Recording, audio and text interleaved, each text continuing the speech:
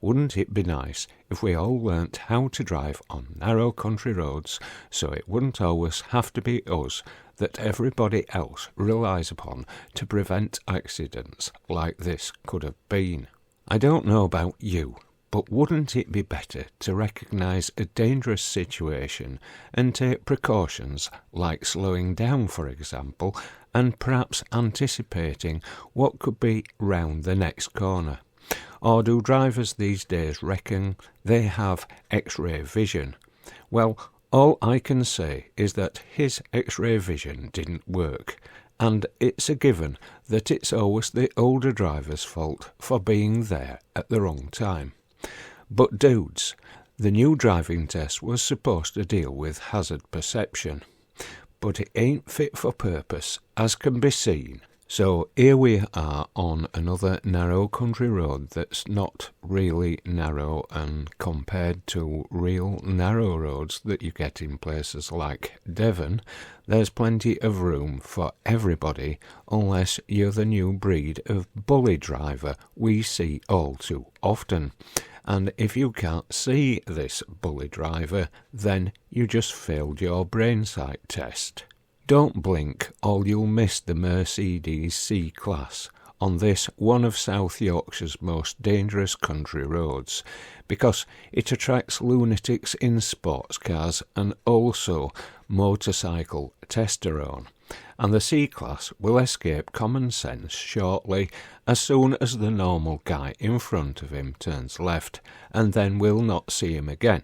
For a while. I don't have much time to explain exactly how to drive on narrow country roads, because the hazards on this road are thick and fast, so you will shortly see some lovely flowers around the base of a signpost.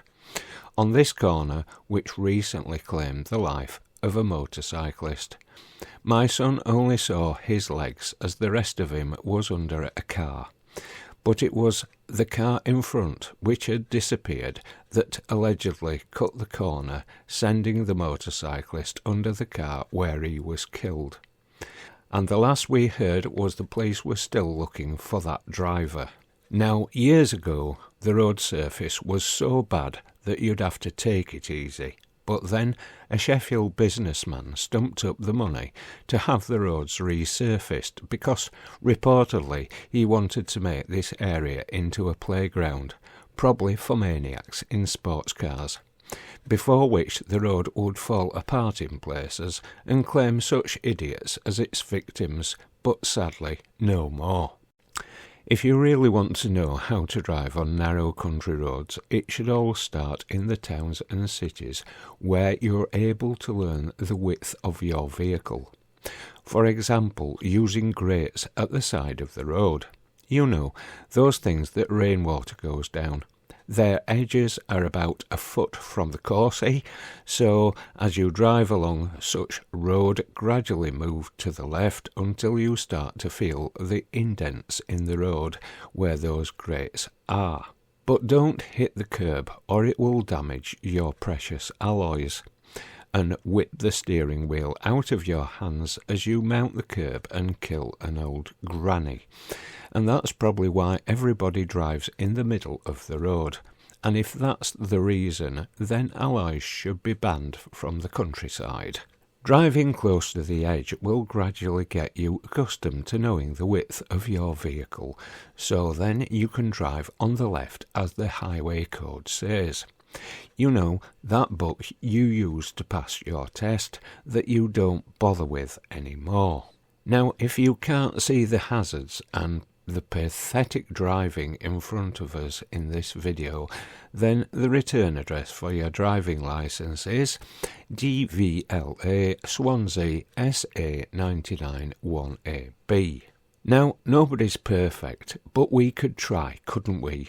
And we're only human, perhaps with the exception of the superhuman, aka idiots in their sports cars, who couldn't give a damn except for themselves. And here we can see this bunch impatiently pushing each other along using the tactic of tailgating, because if the gap is less than 2 seconds, which it is here, then it's tailgating, which is dangerous driving. But the police are otherwise engaged investigating non-crimes, so these dudes will continue to get away with it forever. And as you can see, although there's a warning sign showing a left-hand bend ahead and the highly visible chevrons warning that it's a dangerous bend, the brake lights only go on at the last moment, at the apex, which causes vehicles to drift into oncoming traffic, and that resulted in life-changing injuries to this innocent motorcyclist. This type of driving should have been stopped before it resulted in this. The car driver was jailed for 16 months. All 4 of the cars in front negotiated the bend dangerously. It's still happening, and it's not just sports car drivers anymore, it's every other car and vans. In this next section, we see the narrow lane obviously being used as a rat run, where a white Renault driver is obviously travelling faster than his eyesight is communicating with his brain. And if you can't unravel this lot, then perhaps a retest is in order. There was good visibility on the road ahead for me to see the orange car and van, and for me to hold back for the van to squeeze through, which took a little time. But that obviously didn't occur to the white Renault driver, who looks like he wants to simply get a move on and probably hopes everybody else will get out of his selfish way. And right at the end of this lane is a stop sign, which the orange car driver ignores, possibly because he has this impatient driver up his behind, and although not coming to a full stop is an illegal move, I don't blame him for doing so, to be honest. So if you really want to know how to drive on a narrow country road, I suggest you buy and read this book and put it into practice.